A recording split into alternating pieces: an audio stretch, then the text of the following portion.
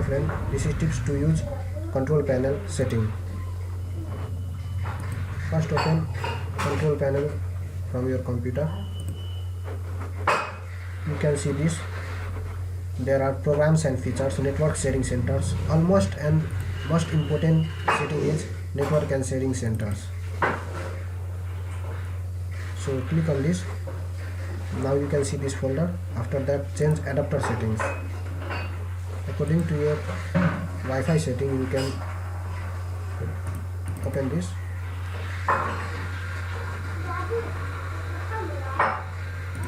Go to properties.